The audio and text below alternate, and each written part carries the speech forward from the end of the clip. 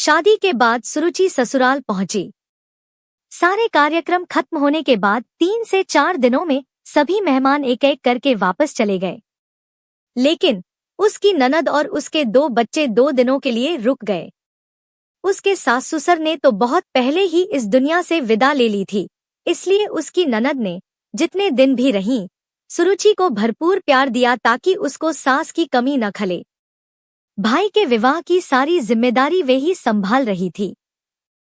सुरुचि ने उनके सामने ही घर के कामों को सुचारू रूप से संभालना शुरू कर दिया था। उसने अपने स्वभाव से उनका दिल जीत लिया था। ननद इस बात से संतुष्ट थी कि उनके भाई को बहुत अच्छी जीवन संगिनी मिली है। अब उन्हें भाई की चिंता करने की जरूरत नहीं है।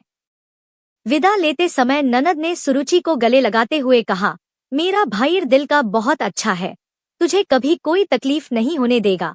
तू उसका ध्यान रखना और कभी भी मुझसे कोई सलाह लेनी हो तो संकोच नहीं करना। मैं आती रहूंगी। दिल्ली से सहारनपुर दूर ही कितना है। दीदी, आप परेशान मत होइए, मैं इनका ध्यान रखूंगी। सुरुचि ने झुककर उनके पैर छुए। उसकी ननद तो ऑटो में बैठ गई, लेकिन बच्चे खड़े ही रहे। सुरुचि ने उनसे कहा, जाओ ममा के साथ बैठो। नहीं, अब तो तुम आ गई हो, इसलिए ये यहीं रहेंगे। ननद आगे कुछ और कहते कहते जैसे रुक सी गई। सुरुचि यह सुनकर अवाक रह गई। अभी विवाह को दिन ही कितने हुए हैं, इसलिए कोई भी सवाल करना उसे ठीक नहीं लगा। उनके जाने के बाद उसके दिमाग में सवालों ने उमड़ना शुरू कर दिया था। कहीं दीदी इसलिए तो मुझ पर इतना स्नेह नहीं उड़ेल रही थी कि अपने बच्चों की जिम्मेदारी मुझ पर डालकर आजाद होना चाह रही थी। उनके छोटे से शहर में अच्छी पढ़ाई होती नहीं है, लेकिन एक बार मुझसे अपनी योजना के बारे में बताकर मेरी भी तो मर्जी जाननी चाहिए थी। जल्दी से जल्दी अपने शक को दूर करने के लिए वह पति के ऑफिस से लौट कर आने का इंतजार करने लगी।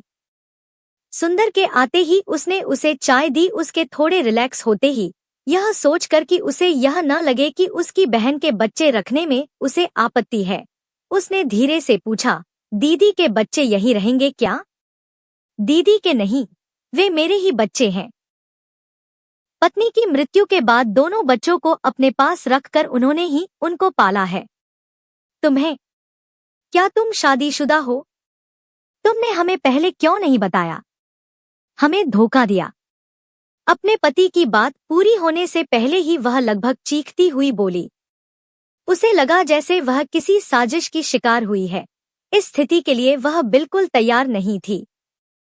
सुंदर भौचक सा थोड़ी देर तक उसकी तरफ देखता रहा, फिर धीरे से बोला, मैंने तुम्हारे भाई से सब कुछ बता दिया था। उन्होंने तुम्हें नहीं बताया? मैंने तुम्हें धोखा नहीं दिया।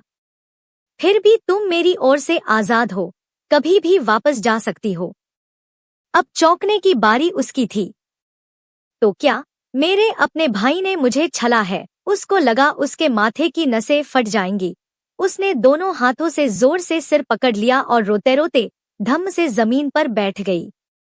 कहने सुनने को अब बचा ही क्या था। उसके सारे सपने जैसे टूटकर बिखर गए थे। शरीर से जैसे किसी ने सारी शक्ति निचोड़ ली हो। वह किसी तरह वहां से उठकर सोफे पर निढाल होकर लेट गई। सुरुचि के दिमाग में विचारों ने तांडव करना शुरू कर दिया था। अतीत की यादों की बदली घुमड़ घुमड़ कर बरसने लगी। उसके पिता तो बहुत पहले ही चले गए थे। उसकी माँ ने ही उसे और उसके भाई को नौकरी करके पढ़ाया लिखाया। जब वह कॉलेज में पढ़ती थी, उसके भविष्य के सपने बुनने के दिन थे, तभी अचानक हार्ट अटैक से माँ की मृत्यु हो गई। भाई उससे 5 साल बड़ा था, इसलिए उसका विवाह माँ के सामने ही हो गया था। माँ के जाने के बाद भाई भाभी का उसके प्रति व्यवहार बिल्कुल बदल गया। वे उसे बोझ समझने लगे थे। ग्रेजुएशन के बाद उसकी पढ़ाई पर भी उन्होंने रोक लगा दी थी। भाभी भी ऑफिस जाती थी। सुरुचि सुबह से शाम घर के काम में जुटी रहती थी। उसके विवाह के लिए कई प्रस्ताव आए, लेकिन अभी जल्दी क्या है कहकर भाई भाभी टाल दिया करते थे। मुफ्त की नौकरानी जो मिली हुई थी। इसी बीच उनके 2 बच्चे हो गए थे।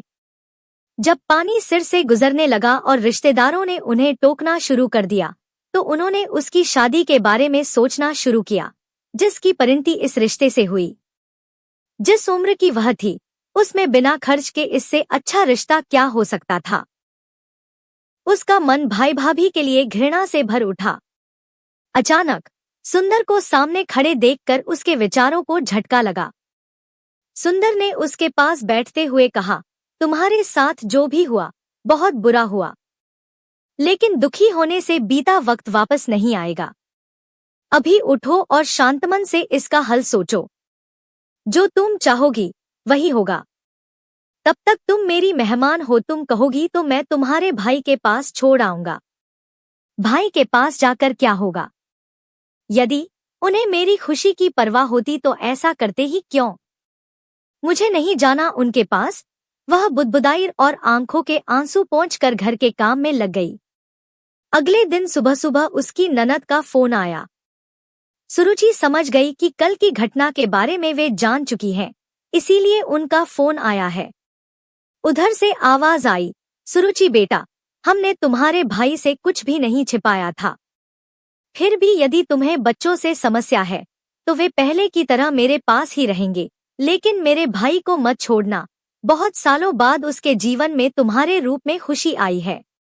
बड़ी मुश्किल से वह विवाह के लिए राजी हुआ था। वे भरे गले से बोली, जी। इसके अलावा वह कुछ बोल ही नहीं पाई। इससे पहले कि सुरुचि कुछ फैसला लेकर उन्हें बताए, उन्होंने ही उसकी सोच को दिशा दे दी थी। उसने नए सिरे से सोचना शुरू किया कि भाई के घर वापस जाकर वह फिर से उस नारकीय दलदल में फंसना नहीं चाहती और बिना किसी सहारे के अकेली लड़की की इस दुनिया में क्या दशा होती है, यह सब जानते हैं। यदि उसका विवाह किसी कुनारे लड़के से होता तो क्या गारंटी थी वह सुंदर की तरह उसे समझने वाला होता। उसकी कोई गलती नहीं है, फिर भी वह उसे आजाद करने के लिए तैयार है। इतना प्यार करने वाली माँ समान ननद कहाँ सबको मिलती है। भाई बहन का प्यार, जिसमें दोनों एक दूसरे की खुशी के लिए कुछ भी त्याग करने के लिए तैयार हैं, जो उसे कभी अपने भाई से नहीं मिला। बच्चे जो शुरू में उसे दूर से सहमे सहमे देखते थे, अब सारा दिन उसके आगे पीछे घूमते रहते हैं। इतने सुखी संसार को वह कैसे त्याग सकती है? जो खुशी प्यार और अच्छे रिश्तों से हासिल हो सकती है, बेशुमार धन दौलत या ऐशो आराम से नहीं मिल सकती। इतना प्यार, जिसकी उसके जीवन में बहुत कमी थी, हाथ फैलाए उसके स्वागत के लिए तैयार है। समाज में अधिकतर बहुओं को घर में निचला दर्जा दिया जाता है। वहाँ एक लड़की को विवाह के बाद इतना प्यार और मान सम्मान मिल जाए तो उसे और क्या चाहिए? उसे अपने समय से समझौता कर लेने में ही भलाई लगी। शक व चिंता की स्थिति से वह उबर चुकी थी। आत्मसंतुष्टि के लिए उसने दोनों बच्चों को अपने पास बुलाया और पूछा, बेटा, मैं जा रही हूँ, तुम दोनों पहले की तरह अपनी बुआ के साथ रहोगे ना? नहीं नहीं, वहाँ पापा नहीं रह सकते, हमें आप दोनों के साथ रहना है। आप हमें छोड़कर मत जाइए प्लीज, आप हमें बहुत अच्छी लगती हैं। इतना कहकर दोनों सुबकने लगे। सुरुचि ने दोनों को गले से लगा लिया। उसका भी दिल भर आया। इतना तो उसे कभी उसके भतीजों ने महत्व नहीं दिया था, जिनको उसने वर्षों तक प्यार दुलार दिया था। सुरुचि ने अपनी ननद को अपने फैसले से अवगत कराने के लिए फोन मिलाया और बोली, दीदी, मैं यहीं रहूंगी, कहीं नहीं जाऊंगी। दोनों बच्चे भी मेरे साथ रहेंगे। अभी उसकी बात पूरी भी नहीं हुई थी कि उसकी नजर पीछे खड़े सुंदर पर पड़ी, जो उसकी बात सुनकर मुस्करा रहा था। आंखें चार होने पर वह नवयौवना सी शर्मा गई, भूल गई कि वह अपनी ननद से बात कर रही थी।